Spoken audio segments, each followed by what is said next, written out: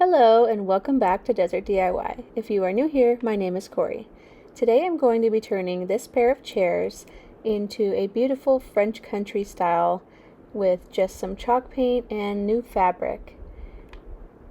These chairs came from a friend of mine named Melanie. She actually dropped them off in the middle of the night, but her and I share the same love of flipping furniture and finding really amazing bones in old pieces of furniture.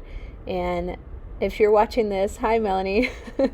But she had this in her storage unit and was clearing some things out and asked me if I wanted it, and I said, yeah, of course. So I'm sure she'll be really excited to see how these turn out in this video. The first thing I'm going to do is remove the seat. I have already disinfected and sprayed this seat with disinfectant spray and also bug spray to make sure that no kind of bugs are traveling in the fabric of the seat. I do this because I actually keep the fabric and padding on. Fabric and padding is expensive, and if it is still in usable shape, I do not see a point in being wasteful and buying new fabric. Also, new padding will never be exactly the right shape for a chair this ornate. So in my opinion, if it is still usable, it is better for the end product if you use the one that is already on there because it is perfectly shaped for this chair. Now I'm just using some all-purpose cleaner to scrub off all the dirt and grime off this piece. Usually pieces like these have really dirty arms, and this was no exception. You could also see the name of the brand inside the chair at this time, which was Old Chateau.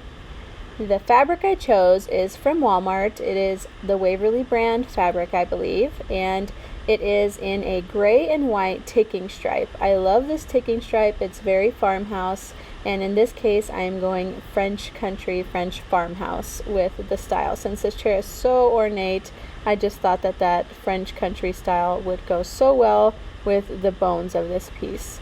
And this curved corner here, you need to slowly tuck in each piece as you're stapling so that it creates a really beautiful rounded edge there.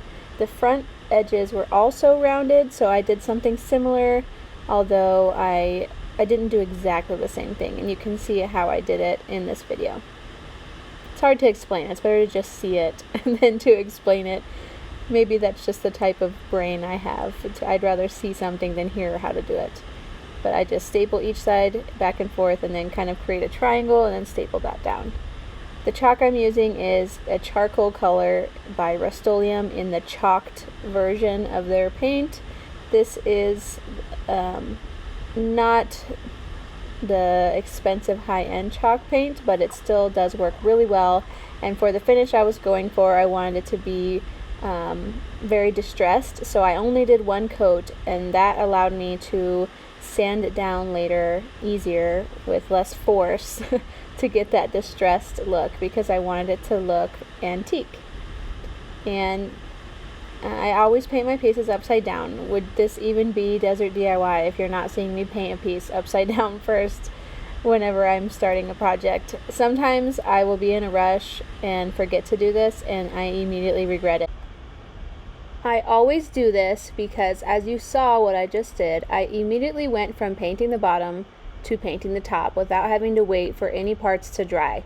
The feet are never wet, so when you stand the piece right side up, you're not going to mess up any of the paint that you did down on the bottom. That is the main reason why I do it this way.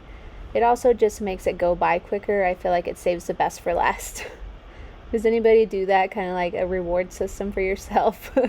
Now I'm going to distress the piece since the paint is dry. You obviously need to wait till the paint is dry for this, but I'm going to use 220 grit sandpaper and just fold it to make it fit nicely in my hand.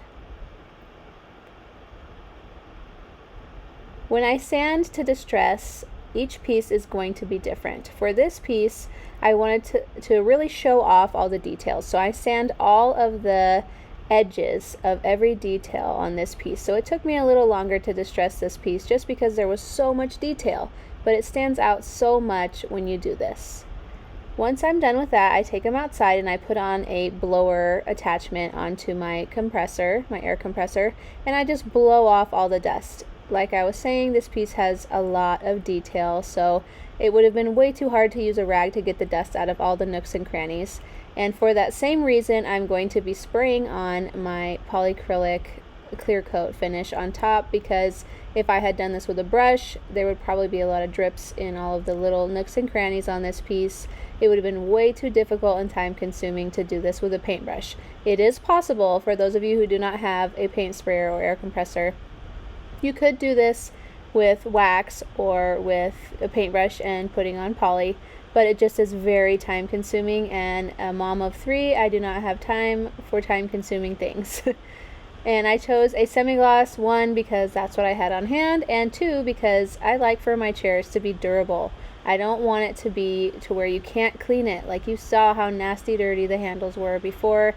Imagine if you couldn't clean them again for another 50 years. They would get disgusting. So with this finish, you can wipe it down with any kind of multi-purpose cleaner. You don't need any special wood cleaner, and you're not going to wipe off the finish. Now here's a quick look at how the seat is going to look. Sometimes I do this just as like a quick pick-me-up to see how it's going to look in the end, so that I can keep going. It gives me the motivation to keep going to finish the project, because I see how good it's going to look when it's finished. The screws on this piece were really funny.